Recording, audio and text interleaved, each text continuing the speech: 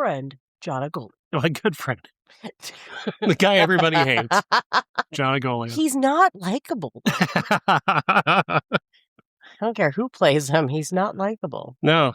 And especially the way Randy Santoni plays him. I mean,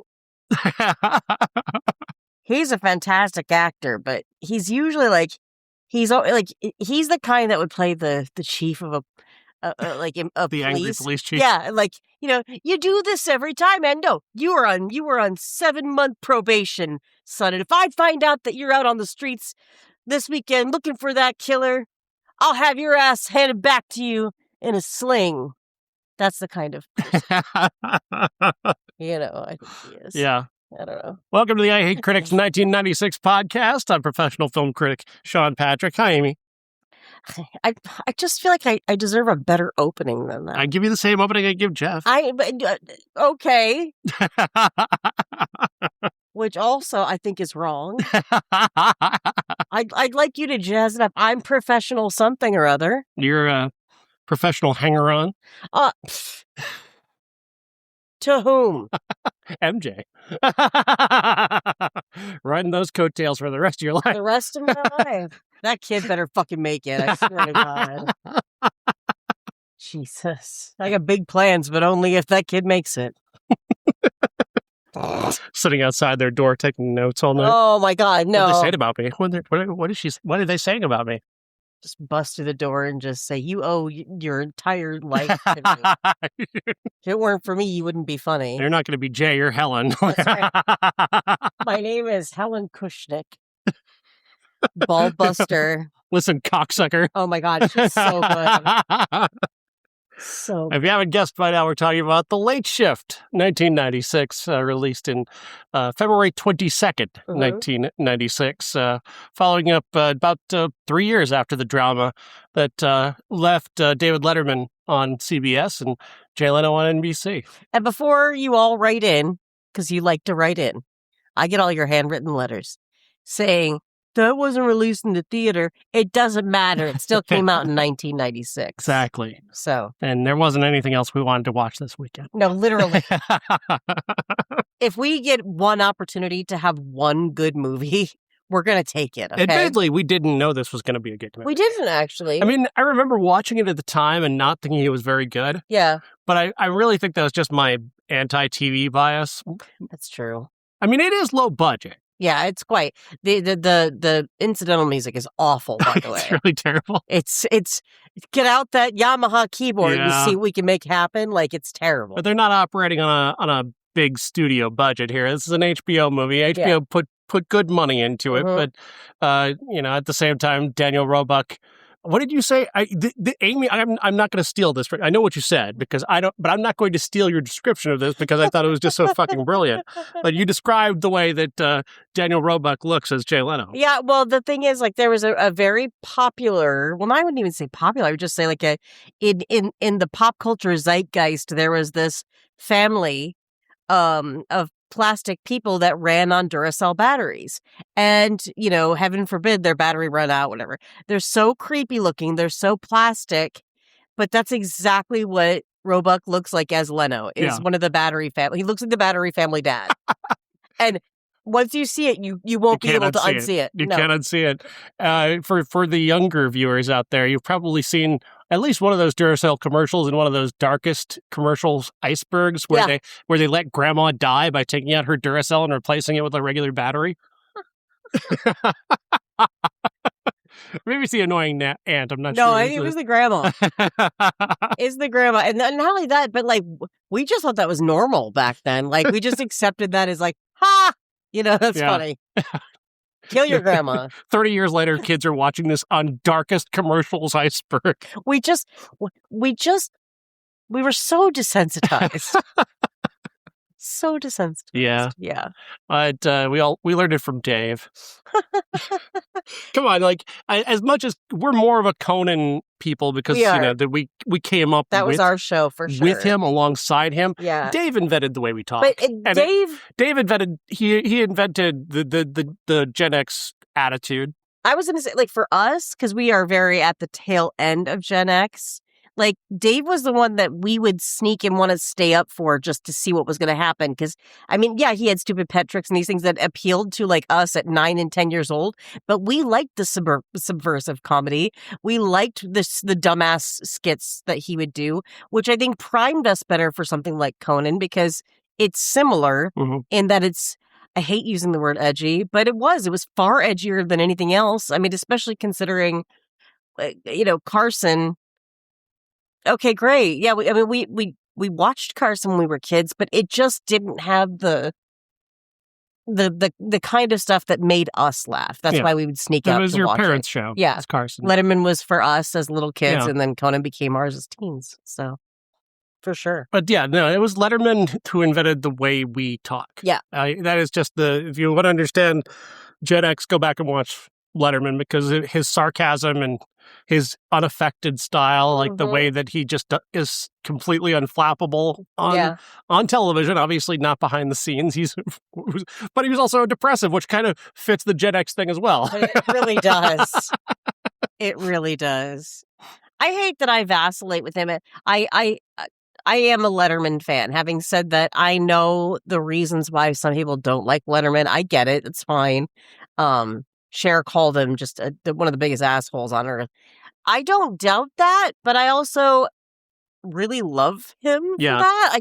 I can't even describe it, but he's an institution. He's just somebody that we have always looked up to and lauded. And so when you're watching something like The Late Shift, whoever was going to play Letterman had better really step up and do it. And holy shit, that happens. Higgins took this assignment very seriously. It's really cool to you have people from the guest list. And by that, I mean, you've got Begley, you've got Bob Balaban, and then you got Higgins in there. It's like I was waiting to see Jane Lynch pop up. You just didn't know who else was going to be in this movie. But that's part of the guest list right there. That's great. And we love all of those people. Well, it's also the New York connection, too. It's true. The guy, because pretty much everybody on that show, in the movie rather, was part of that New York crowd that was also working their way through Seinfeld episodes and whatnot. Rennie Santoni, obviously, Balaban did it. Yeah, they were all working in New York around this time, so it makes sense. Yeah, this is a very New York centric movie.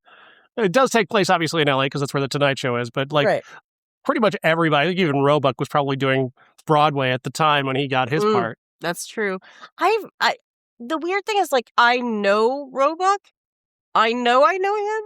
I don't know what I know him from aside from this. He's one of that guys. Yeah. Oh, that guy. Only this time, there's a gigantic ball sack on the end. That prosthetic is awful. It's rough. It's really rough. Chris Elliott actually played Leno on Letterman, and I was watching that this morning for research, and it was just so funny watching Chris Elliott do it because it's so much like what Roebuck is doing. Oh, it's so good. But obviously he hates Jay. I mean, he clearly must hate him. I mean, I don't know. I don't want to say that Chris Elliott hates Jay Leno, but what he does to him with that impression is really something. Yeah.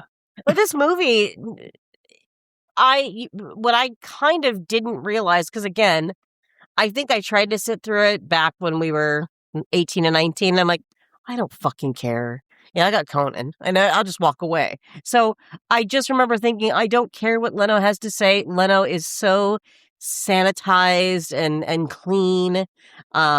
Which I just watched A Hard Day's Night, and I keep thinking, he's a very clean man. That just keeps going through my head. But anyway, but that is very Leno. And we want something grittier, and that didn't do it for me. But what I like in this film is that they're both pretty likable. They're nice guys that just want the same thing. You know what I mean? Yeah, and both of them are looking out for the other guy. They don't want the other guy to hate them as much as I think Dave obviously became a little bit more confident and a little bit more competitive later on, and probably has some resentment towards Jay. I do think that at the time they didn't want to hurt each other, and you can see that here. They're playing it very safe with how Dave and Jay talk about each other. Yeah, for sure. And at this time, I'm so used to us having somebody on every channel, but people have to remember, it was Carson had the monopoly. Letterman had been on, 10 years, I think, total when this was all going down. But we didn't have Jimmy Kimmel. We didn't have somebody on every network. A couple people tried. Obviously, we know Pat Sajak was put in there for some god-awful Don't forget reason. Chevy Chase. Yeah, Chevy Chase. Joan obviously had her fallout with Carson. That ended their relationship. They mention him a lot, but we don't get to see him as Arsenio. Yeah. And that was Arsenio Hall, especially there at the end of the 90s, or end of the 80s, early 90s. He still had it happening over on that show. And it was, it wasn't just all white people on that show. So obviously, which is good. Yeah. But they were looking for something youthful, and let's face it, Carson had aged out. But you went after Leno? Like, how old was Leno when he took this role? Oh gosh, I'm not sure. I'm not sure how old he is now. I mean, I'm assuming him and Helen must have been relatively the same age. She was 51 when she died, which she died the year this came out, Helen Kushnick. Yeah. Kathy Bates in the movie. So she was 46. I would say he's a little bit younger than her, like maybe 39, 40. I'm not sure, honestly. I'm fascinated by that, but he still came off as old comedy. Yeah. Even though we know he was part of the whole like Robin Williams era of comedy. I just read a really great book. Well, I didn't just read it. I read it like 2007. But there's a really great book that I don't remember the title of, so that's going to help you. That late 70s kind of comedy boom. And Leno, Robin Williams even actually said in this book, I remember saying, he's like, and Leno was really funny. And I'm like, where? One of the best lines in this movie, though, did crack me up because, again, if you're not our age, you don't know this. But somebody actually says it to Jay. Aren't you the Doritos guy? And that's how that's how we know him. He was a big shill for Doritos. He was in the early 90s as he's doing Carson. He's also in every Doritos Super Bowl ad. Yeah. Shilling constantly for Doritos. Bill Hicks just fucking tore him apart. Would not let him forget it. Absolutely. With good right. Yeah, too. Alternative comedy is what did it in Jay. Yeah. I mean, just because I mean Garofalo and Cross and Ben Stiller's show right there at the beginning. Ben Stiller's show. Was into Mr. Show. Like, they were never going to give Jay a moment's peace. They were going to go on Letterman. They're going to make fun of Leno. Like, I mean, because Leno was for your dad. Yeah. You know what I mean? And he plays it safe. Yeah. I mean, he's what Fallon does today. Right. No offense, but yeah, all offense to Fallon. You're so cringe. I can't even handle it. I love what Colbert's doing right now. I think he's doing a great job. Me too. I don't think we have late night anymore. No. I don't think that it exists certainly in the way it does now. Or way it did then, or where it was front page news. When Johnny Carson announces he's leaving, front page news. Yeah. And Helen Kushnick pushes him out the door. Jesus Christ. That's quite a story. She ball buster, just an abso-fucking. And again, like I said this during the movie, but Ryan Murphy, I swear to God, must have seen this and just came all over himself. Because Kathy Bates has some of the greatest fucking lines that would have made Sarah Paulson, blush. And that's impossible. That's impossible. But Kathy Bates was ahead of her time here and just so good at this job. One of the stories I think is undertold is that story of her pulling the audience after the Republican National Convention ran long. Because I don't think anybody understands what a ballsy fucking move that was. Like that was some bad bitch shit right there. It really was because they sold the night that they're going to be on immediately after, and Jay's going to talk to Tom Brokaw. They're going to the whole coverage of the '92 RNC is coming to Jay that night, and and Reagan goes on and on and on, and his speech won't end. and Helen's like, "Fuck it, I'm sending my audience home." Calling Reagan, get that gas bag off the air. I'm like, that's a great fucking line. I love that. Like, I get it. I get it. Yeah. Good.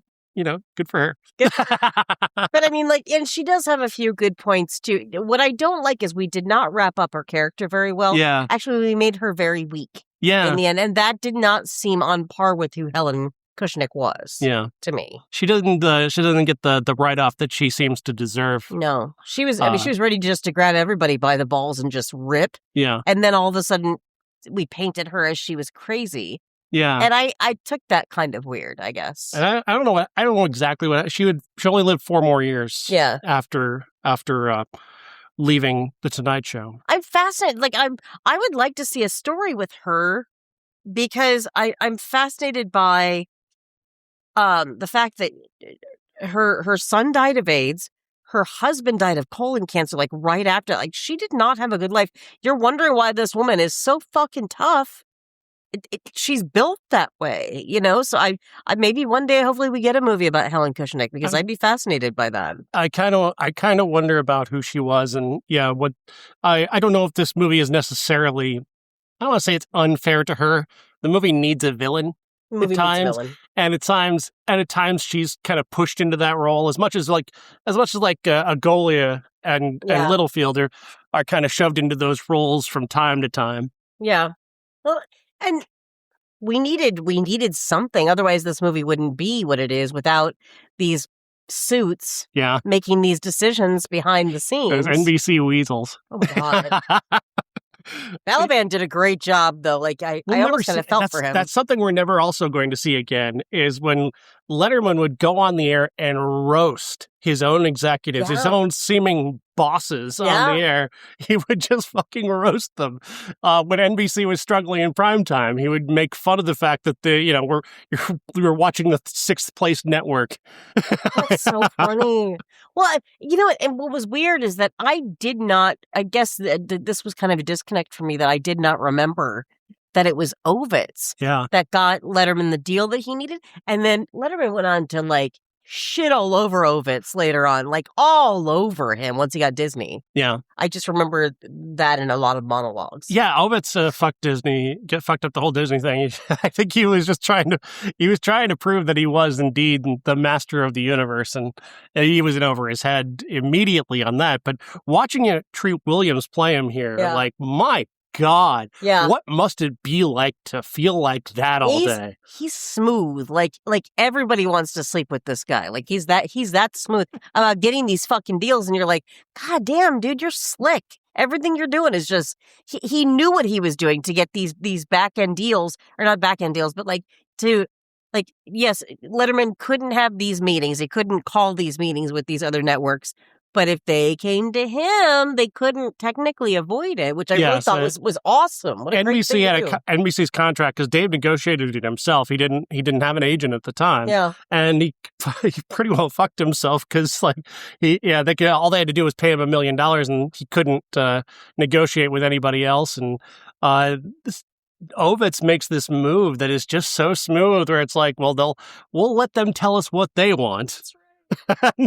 and we're still legal. Brilliant. And then he gets Letterman out of his contract with this poison pill that is one of the I bet there are law students who are still hearing about this story to this day, where he because NBC's contract says they can match any offer to Letterman. They could have kept David Letterman at $12.30.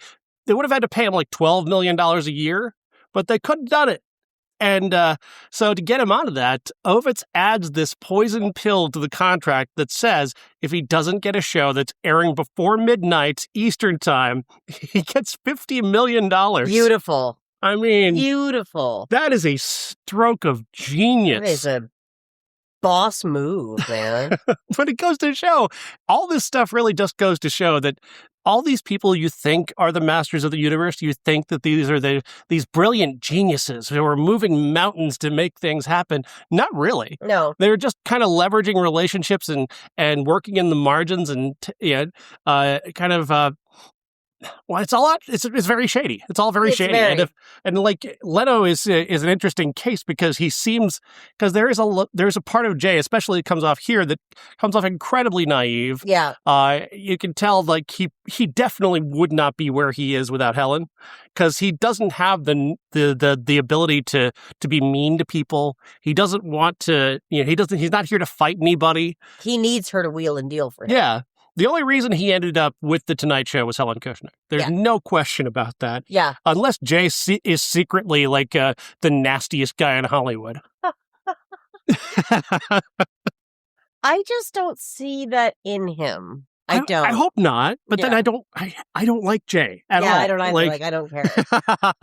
But at the same time, like they were talking about the guy who did the dancing Edos. Like the motherfucker made more OJ jokes. Like everybody they got a norm for making OJ jokes. He made hardcore OJ jokes. Yeah. He wasn't, the dancing Edos were nowhere near Norm Macdonald.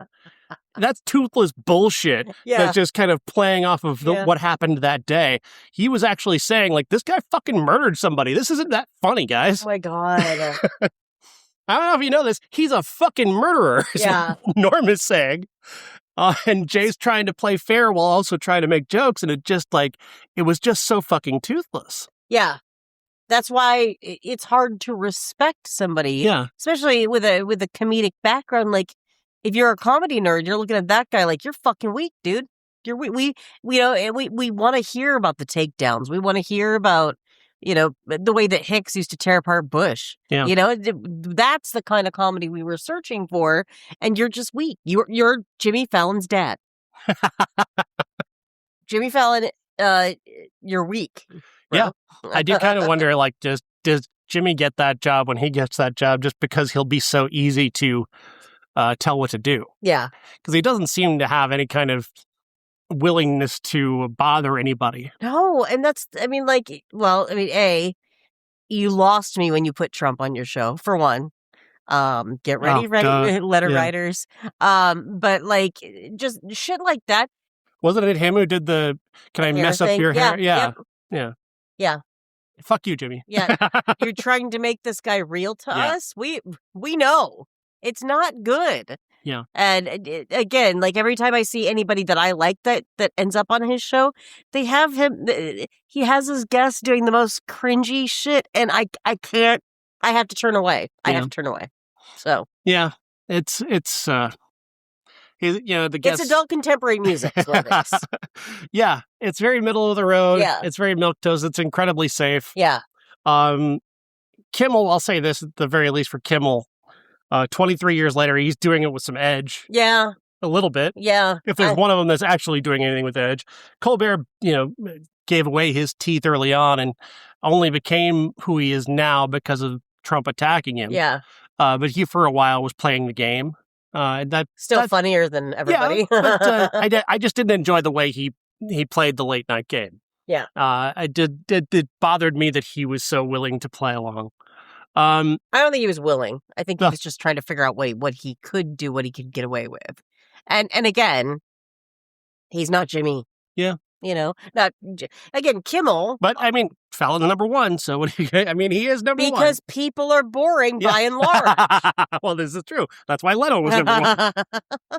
That's why Leno was That's why Matchbox 20 went to number one several times in the 90s. Right there. Yeah. It's a lot of middle of the road stuff. Yep. And the least common denominator that's easiest to peddle to people is often what is going to succeed. That makes me sad. That makes my soul crumble just hearing that. What can please the most people at the same time? Make the masses happy.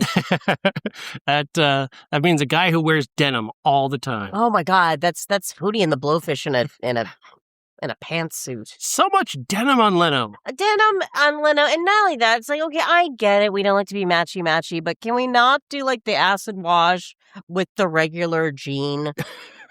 Like that looked weird. And then you have not only that, but the button up underneath has to be denim too. I don't care. Yeah. Don't do that. There's so much chafing happening there. How he didn't start fires just walking is beyond me. He's a tinderbox just waiting to explode. Higgins as Letterman. So good. So good. Of course, we were talking about him on Best in Show with him and Michael McKean in that movie, and of course, he's just part of the whole the Christopher Guest cast. Like, just so incredible to watch, and the level of nuance that he brings to Letterman is so unexpected. I was expecting everybody to play it, the caricatures that we recognize from TV, and there's some of that. But Betty Thomas, the director, was very serious about this because we're watching them do the reenactments of the press conference, which I actually watched. Yeah, I the watched press them conferences this morning. Yeah. And it's the exact jokes that they did. I did not remember that they were the exact jokes. Yeah. That's which because you don't think they would actually go on stage and say those things, like Jay going on stage and saying, "Nope, don't let these NBC guys out of your sight." Which reminds me, the reason why we don't like Jay is Conan, obviously. It is Conan. What he did to Conan. And everybody, I think everybody feels that way. Yeah, 100%. And maybe that is Leno maybe Leno was a backstabbing prick at that point. Yeah. I mean, then he became kind of a king of late night himself. He was also probably pretty desperate, clinging to his little tiny empire and everybody was funnier than him. Yeah, that's hard. That's a hard pill to swallow. Mm-hmm. I don't know. I don't like with this movie. I'm glad that they made us not hate everybody, but the stiffs in the suits. But yeah, how much of it? Again, we're not supposed to take this film at face value. You're not supposed to assume that this is exactly how this went. Right. But man, they did it like pretty close to what we saw. Bill Carter wrote the book on which this is based, and Bill Carter is an incredibly well-respected writer with with really strong sources. I mean, Jay had to cop to doing what he did, he listens in on a meeting that NBC is having in Florida. He listens in over the phone and is taking notes over who's talking about him. And Jay had to cop to doing that because Carter had him dead to rights on it. That's true. Had him dead to rights. That's an Amos. Yeah. That's from Murder, She Wrote. A lot of it. I had him dead to rights. It's like, sorry, Sheriff, you're the worst sheriff any town could ever have. Because everybody in Cabot Cove is dead. I mean, because she killed all of them and then wrote great books about it. It's a smart idea. Amy's Angela Lansbury as murderer theory is you should read my fan controversial, fiction. But my fan fiction's even worse. It's the only logical thing that makes any sense is that Jessica Fletcher was a murderer who murdered everyone who came to Cabot Cove. Well, not only that, but she had so many friends around the world who died. Who all died every time she went to visit them. Yeah, every time she goes to visit, somebody's dead. This is not a coincidence, people. No. She's just really good at what she does. Now, and setting other people up to take the fall, it's genius. But if you had the opportunity, why didn't you kill Grady? He's the worst character. He's the worst. I know he's your nephew, but like you're gonna kill everybody else. Just get rid of Grady. We're off track here. Oh, I'm sorry. There was a guy in the cast that actually was on 2 episodes of Murder, She Wrote, so I had to bring that up. It wasn't Rennie Santoni. It was, which I swear he was in one at least. At least he was in one. I just can't recall him. Mm-hmm. But yeah. So Kathy Bates really just stealing scenes early on when she's introduced as Helen, and she just comes charging in, and to have the kind of energy that she has and maintains in every scene, it is like she is pure caffeine from moment one to moment last. She's a firecracker. Every single time she came on screen, you were just waiting to hear who's going to have their ass handed to them, because she was going to watching it. I'm scared of her. She's going to yell at me. And I think that, I don't think either one of us really thought we were going to be that engaged, but people like her in this movie just made you engaged. It's almost like, I mean, by this point, she already has been in Misery. She's Kathy Bates at this point. So she's kind of like the biggest star in the movie. She really is. And it's a smaller role than anybody else in the movie, which is interesting. And it's almost outsized, which is kind of perfect because she is kind of outsized for the role. Yeah, totally true.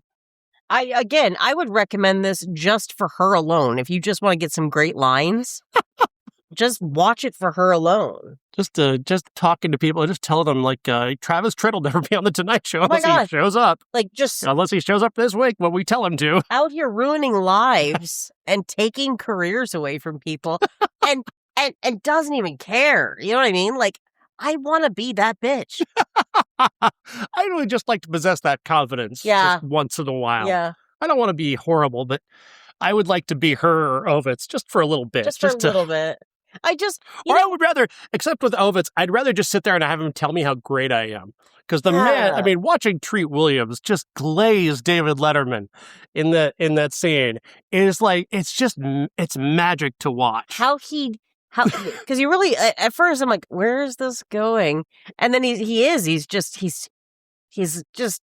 giving him his love bombing him, like just taking care of business. We want to be in the David Letterman business. Oh my God. If anyone said that to me, do you know how often I don't hear I want to be in Amy's business?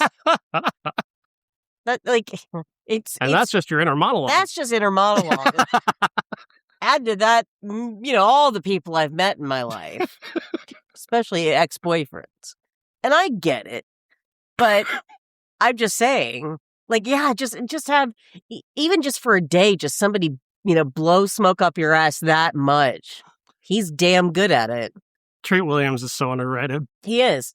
Actually, he gave off a John Hamm performance in this to me. Like, I got a very kind of Mad Men, but, also, kind of tongue-in-cheek. Like, there's just something about how he delivered the lines. I really enjoyed him. And something happened that just didn't allow him to pop. It's I'm not sure what decision it was that he made in his career sometime in the 80s, maybe. It just didn't happen for him because he was getting lead roles as early as 82. Yeah. And there were stories about him being, a next big thing kind of type, and just kind of bubbled under for a very long time. It was, like you just stop trying to make Treat Williams happen.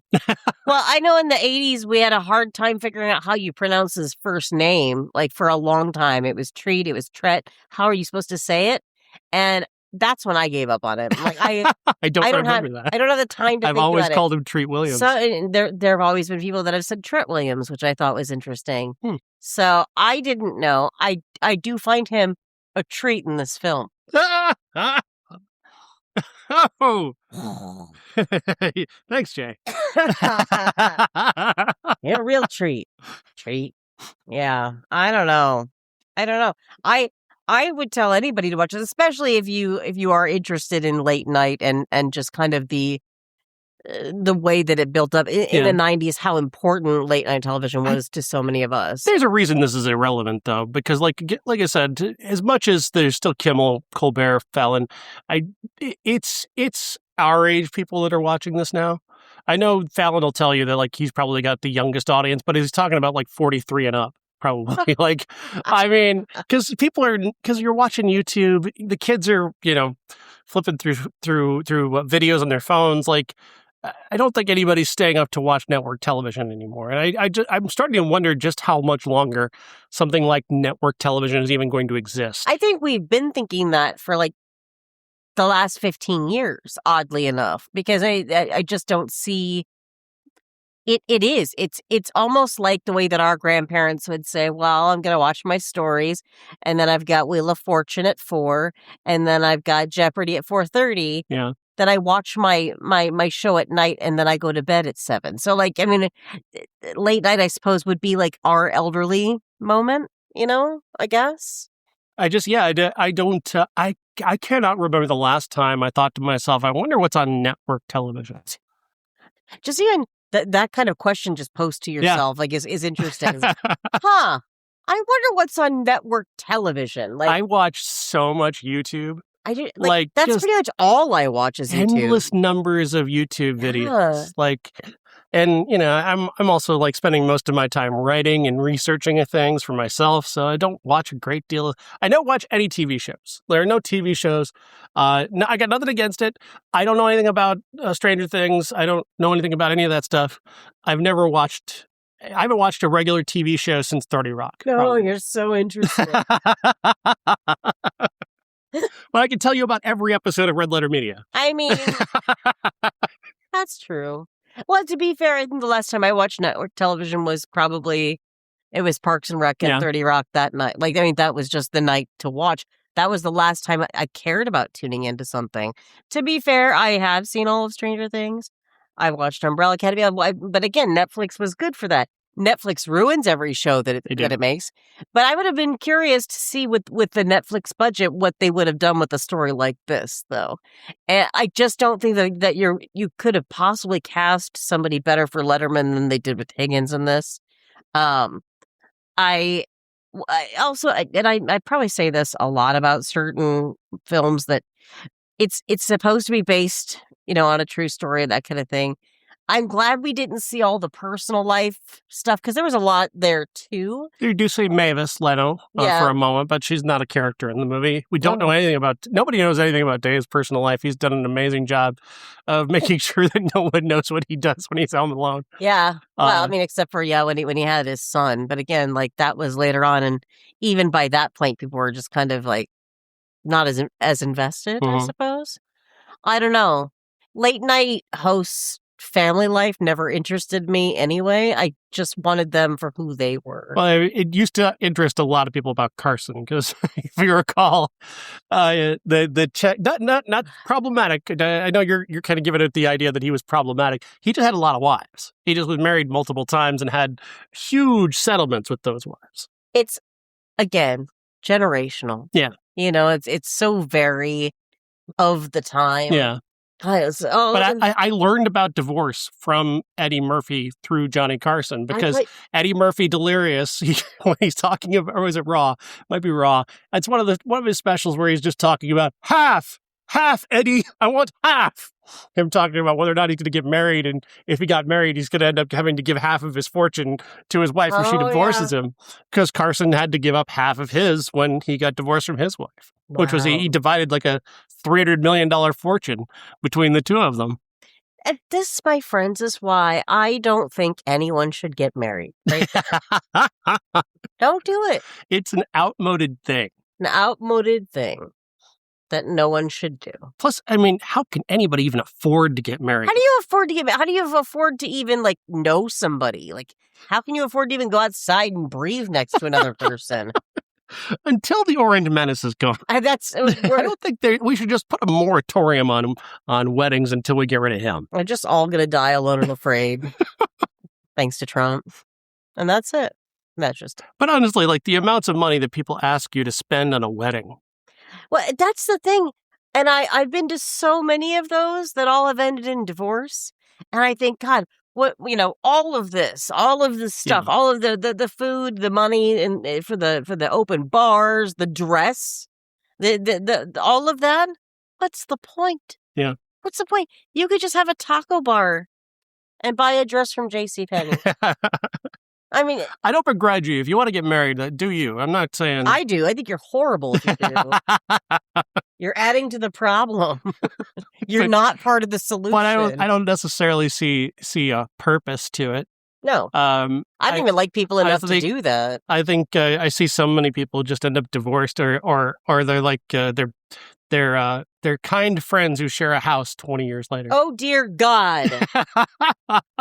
Is this going to be your therapy? I'm just saying. I know people who got married in the 80s and are still together, and you look at them and they look like they're neighbors who happen to share the same house.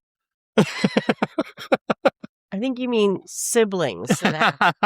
They pee with the door open, if that tells you anything. Good God. Some things just don't belong to other people. No, shut the door. Potty time is not party time, unless...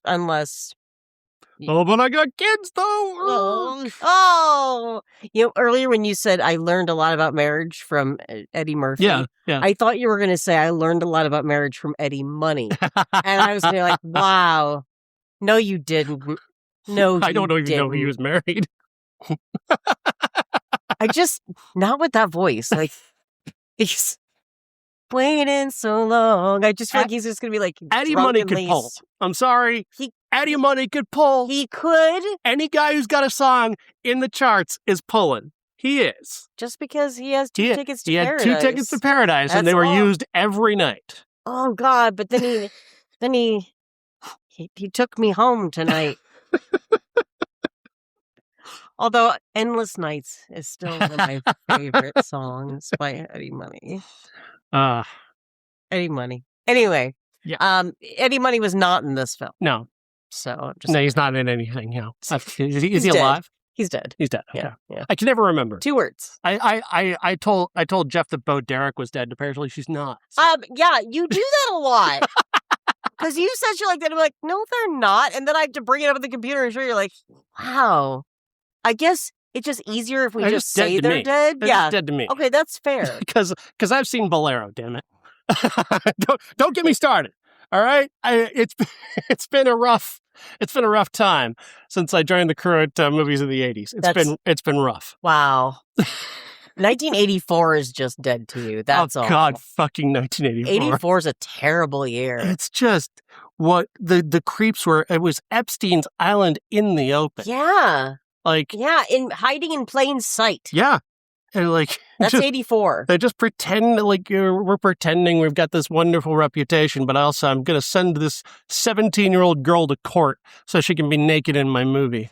I just watched, and I was so bummed because you had just mentioned this movie to me, and then I'm watching this director talk about some of her favorite films. Mm-hmm. One of them is the Jodie Foster Rob Lowe movie that you just mentioned. Ugh. And she's like, it's one of my favorites. And she's like, I think it's very funny. And I'm like, okay, Sean just told me about this movie and it's terrifying. The Hotel New Hampshire. Yeah. It wants to be kind of like I would think it's kind of Wes Anderson without Wes Anderson feel to it, but it doesn't have his wit. And, it doesn't really have it's a John Irving book, and if you know John Irving, he's very quirky and weird. When they made the Cider House Rules, they left out anything that was quirky or weird. It just made it incredibly boring. And that's why people don't know who John Irving is because of the Cider House Rules.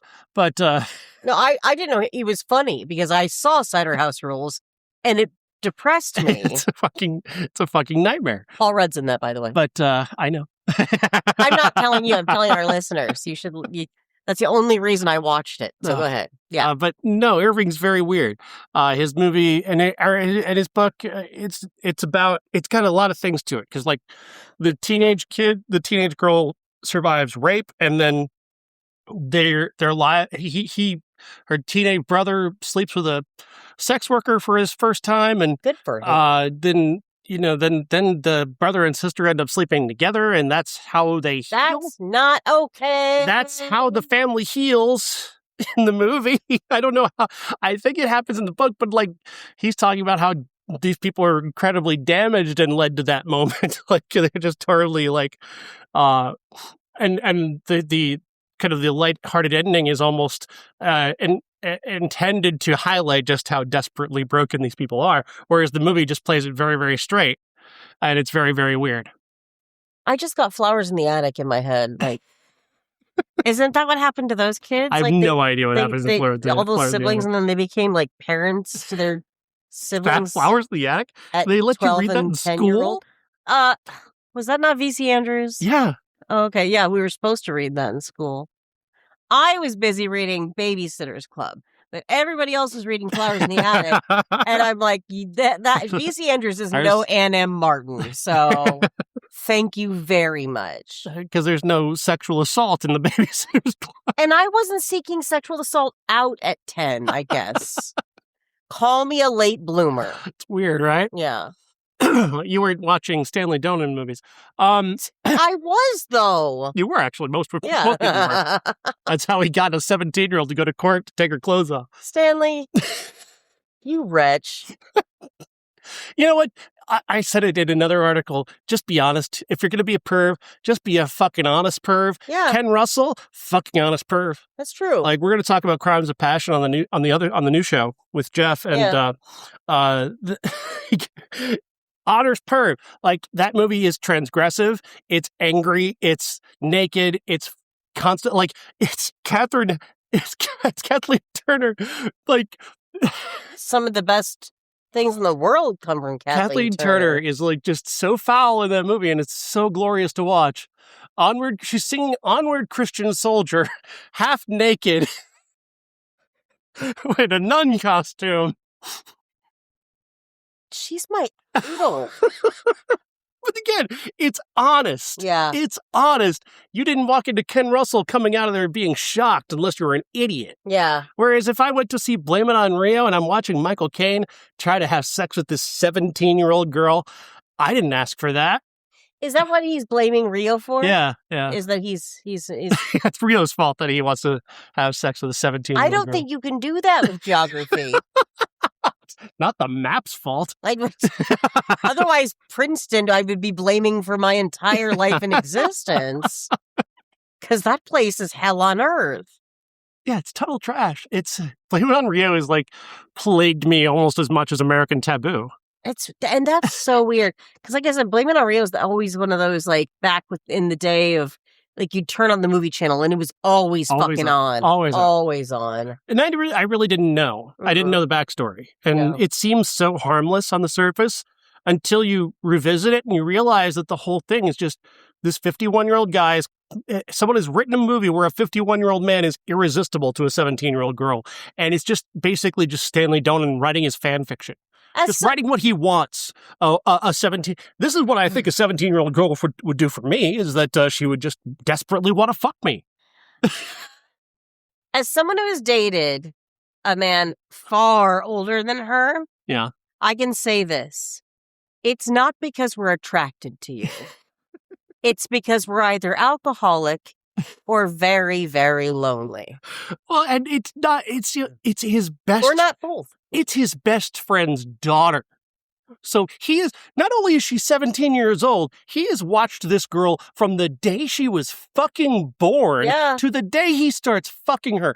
I'm sorry, that's severely fucked up. Yeah, that's... Severely fucked up. That is not a boner comedy. That is severe, traumatic wrongness. Wow. That's what Dustin Hoffman did to his wife. Oh, oops, sorry. Whoops. I mean, that's not what I mean, allegedly. You hate Dustin Hoffman, though. He knew his wife when she was 8 years old. Allegedly. Just saying. I'm just putting that out there. You can take it for what it is. You find that to be creepy, that's on you. That's up to you if you find that creepy. I don't know if I find anything creepy anymore, because now everything like that is so commonplace. It's too... Well, they've been groomed. It feels like we've been groomed. Yeah. Gen X feels constantly, being Gen X is constantly feeling like you've been groomed to believe things that were never true. Because that's like the American dream. Because that's true. We've all been sexually assaulted. That's just our generation at this point. And we just basically said yes to whatever. Our eyes have been raped many times. Yeah. Boomers just would tell us shit and we would just go, yeah, sure. Whatever you say. Yeah. Can I have a Nintendo or something? I mean, all I really want is just to have two parents that like each other and a bedroom that has enough wall space for me to put up all my posters. I'm not trying to bother anyone. Yeah. I'm trying to listen to Chicago's greatest hits in my room. No one knows why. Boomers spending all that time trying to convince us that marriage was a thing. Meanwhile, we're watching your marriage, and you're both so fucking miserable. Yeah. All the time. Yeah. Resulting in who we are today. Yeah. This is therapy now. It is now. It is. Yeah. Yeah. Oh, this is going off the rails. Well, here's the thing about The Late Shift. We really liked the movie. It was good for an HBO film. Yeah. I mean, low budget, yes. Betty Thomas, she goes on from this to direct Private Parts, which feels like a TV movie because it is low budget, but she also nailed that fucking movie. I love Private Parts. Whatever you want to say about Howard, that movie's fucking fantastic. It really is good. She has a great eye for villains, and she's got Giamatti in that movie. That's right. And it's so good just watching him, it's watching somebody who's super officious, you get to break through them. Yeah. Make them be a person. Yeah. That's what kind of like what Monty Python used to do. Like, just making the people in charge very, very nervous. Yes. And make them do things they don't want to do. It's a beautiful thing. It's fun. Yeah. When you're on the right side of it. When you're on the right side of it. Because nobody's being hurt here. Somebody was trying to exercise authority that they kind of barely had. Right. And they're being arrogant and their behavior is being turned back around on them. Howard Stern punished the people above him because they were trying to hold him down. Right. And I get it. It was a different time. Amy's catchphrase has come back from 1994. It was a different time. God. It was a different time. The 90s are so fucked. Yeah, well, I mean, not as fucked as the 80s, clearly. Well, yeah. You're watching, but like, At least with the 90s, like we know what to kind of expect. In 84, I was only 8, so I had no idea like this was going on. I wasn't aware that Blame It on Rio was in theaters or that American Taboo happened or we just wanted to watch Bolero. Footloose. Yeah. I might have been a little bit aware of Bolero because I did want to see Bo Derek naked at some point. Don't understand that. But she was really hot. Okay, but like when we were like little kids, I get that, but like 10. Here's the thing though. Why did they keep trying to force Dudley Moore on me? That was so weird, right? That's really weird. That is a weird time in life. I mean, Dudley Moore, don't get me funny guy. Oh, don't even get me started on the comedy. That's totally different. But like, you can't. It's like when they tried to make Russell Brand a thing here. You're not going to be attracted to this person. There are plenty of people who are attracted to Russell Brand, unfortunately. Who was attracted to Russell Brand? Lots of people I know. Lots of women found that man attractive for whatever reason. Too bad he sucks. He sucks so bad. He sucks so bad. Well, on the bright side, I'm sure he'll start taking medical advice from RFK Jr. and he'll be gone soon. Oh, I hope they make a video together soon. I hope that's a thing for RFK. I hope he just starts like grabbing every has-been actor, just like, want to come work out and drink milk with me? Like, that's what I want. And then they get the milk sickness. And they get the milk sickness. Because they won't leave. They keep taking the milk into the sauna. Don't do that. Don't do that. That is the transgression no one talks about. No one talked about it. And that upsets. It's like leaving the door open on a TV show. You know how I feel about that. Taking milk into a sauna. Who does that? What are you trying to do? And some would say, well, heat it up, it'll make you sleepy. Well, then I guess I'm not working out. Dumbass. That's how that fucking works. It's whole milk, dude. That's going to sit so chunky. Heavy. It's going to sit so heavy. I can't. In a sauna? And it's what's wrong with you? It's like RFK's face. It's just chunky. That's why he doesn't do as many briefings. He's in the toilet all day. God, he's just the worst. I have the most powerful colon in Washington. God. When he dies, he's just going to melt.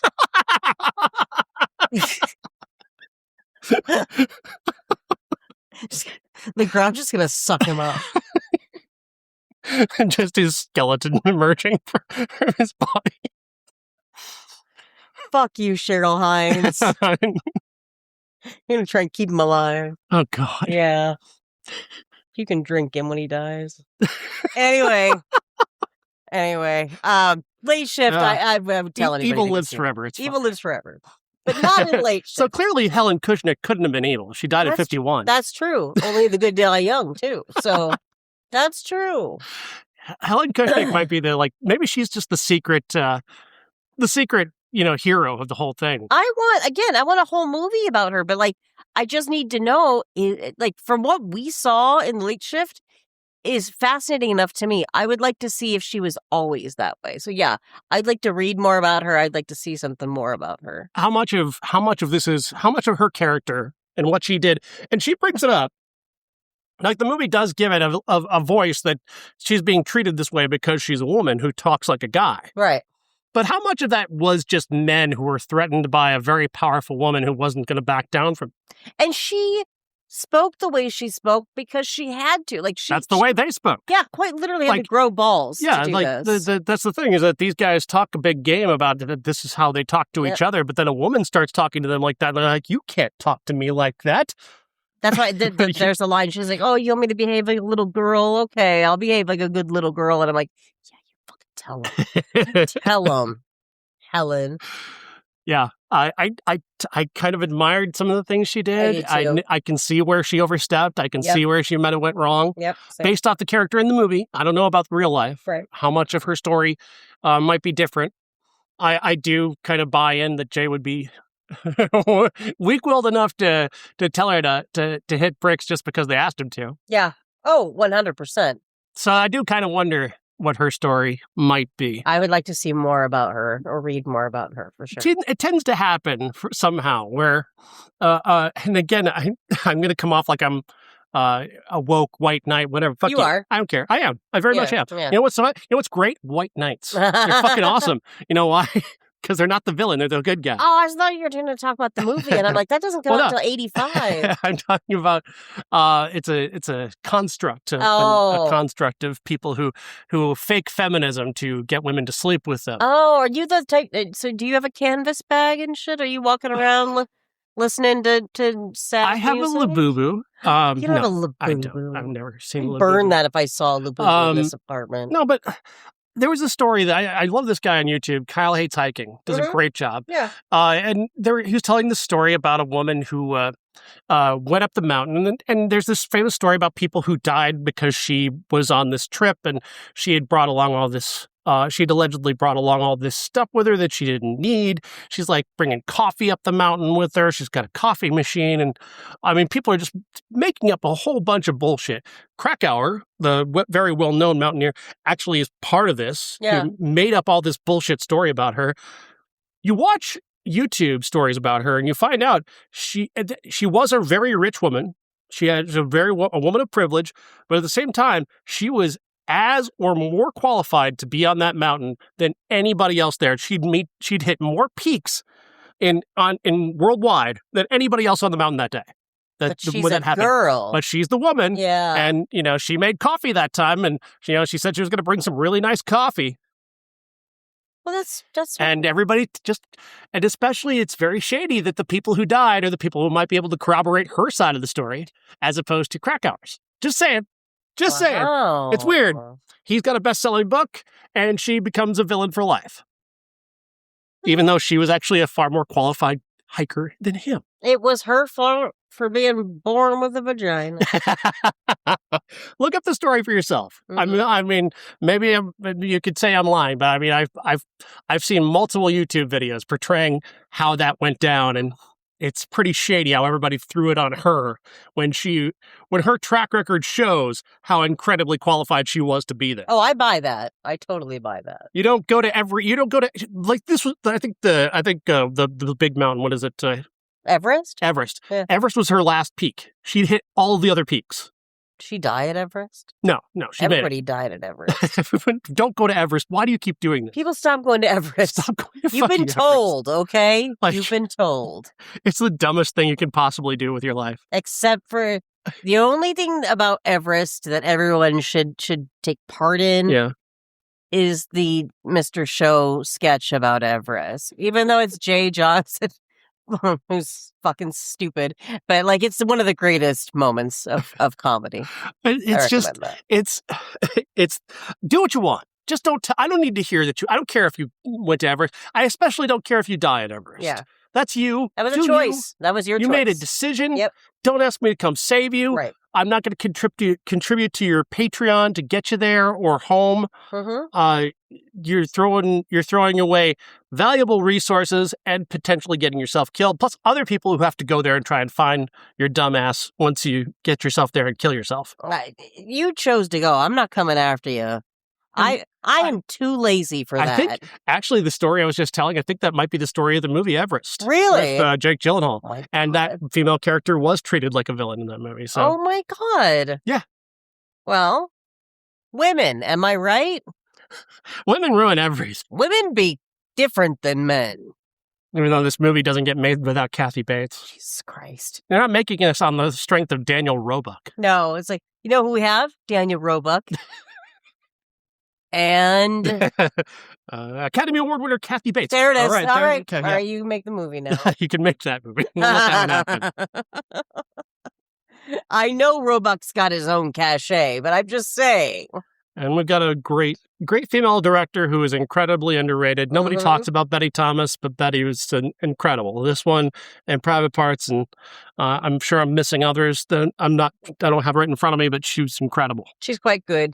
Quite good, and a good storyteller, because I followed this with ease. Considering this is something that is so well known to us, like we followed it at the time. Like we were, living this in real time. If you're not our age, if you're younger than us, I mean, I was sad that MJ wasn't here to see this, because I would have loved to have had their perspective on this, because they don't have any kind of frame of reference for, stuff like this. I mean, when you realistically, like, who is Letterman today? Yeah. Like, I mean, he's a legend. The audience is just so vast. Like, Mr. Beast is not going to command moral authority, like as much as he may have tried to wield it a couple times. Yeah, Oh God. PewDiePie is not going to wield any kind of moral authority anytime soon. So it is. It's just going to be fucking YouTubers that take over shit. Well, I mean, Lily Singh tried. And failed.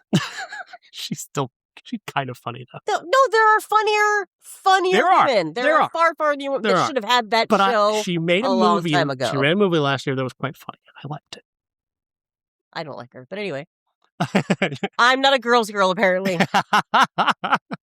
She dumbed herself down for late night, which I think that's it, too, and that pisses me off. That sucks. I don't think the medium was set for her either. No. Well, I feel like in the late night realm, women are set up to fail anyway. We're not set up for success. No one wants that because, we want to either have women attracted to him. Women love him and men want to be him. Like that's been the whole thing that my entire life of seeing them. Yeah. So and the only one who's ever done like actual late night competitive with the big boys is Joan, and her show wasn't very good, admittedly, but she was the rare one who actually got the opportunity to do it. That's true. And after it was like it's like that concept. We'll let one in the door, and if she fails, women are done for a long time. We'll let one in the door. That's what happened, wasn't it? Yeah, I mean, pretty much. But her show wasn't daytime. No. She went head to head with Carson. Yeah, she was on Fox and went head to head with Carson. Oh, okay. Wow. And I don't know how long she lasted. Not long. No, it wasn't long. It was longer than Chevy. Everything was longer than Chevy. I've had orgasms longer than Chevy was on TV. How long was Thick of the Night on the air? God, that's so weird that you say that. I just saw a clip of that the other night. And I'm like, holy shit. Who was it? It was, May Pang, who was dating John Lennon, was on Thick of the Night talking about her relationship with John Lennon. And he actually looked like a nice young man there. And I'm like, oh my God, this is not his origin story at all. Thick of the Night. What a terrible name for a show. Jesus Christ. Traumatized me as a kid. Thick of the Night. There's this thing where it's like I was staying up late one night. I don't know how late it was, but Alan, I'm watching Thick of the Night, and he does this bit where he becomes an old man, and they do this fade into him as an old man, and I thought he was dying on television. Oh my God. I was 7. Yeah, but that'll do it to you. It was traumatic. I ran into my mom's room and I was crying. Wow. Yeah. This is therapy. Mom, Alan Fitch's died on TV. I don't think he did, Sean. It's called makeup, honey. Yeah. Did you tell your father to please come and sleep with me?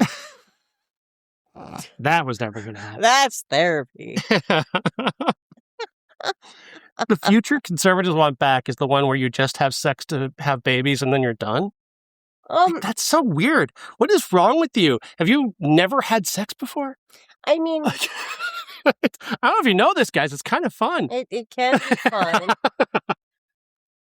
But I mean, I don't know, especially the people that are like that. Is it fun for them? Yeah, they probably never had good sex. No.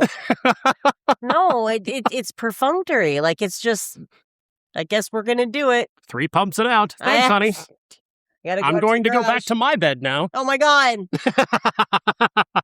I'm going to go have a cigarette in the garage. Oh, my God. We should really end this because it's just sad. This is just sad. Oh. I don't know. Welcome to Gen X Cope. Yeah. Thanks for listening. As we trauma dump on the late you. Shift. The Late Shift. Betty Thomas, 1996. Yeah, go see it. Wait. What's next week? Oh, you're prolonging the show. I just wanted to know what next week is so people can tune in and go, oh, I'm not listening to that one. Next week is either Down Periscope, starring Kelsey Grammer and Rob Schneider. No. or Up Close and Personal starring Robert Redford and Michelle Pfeiffer? That's the one.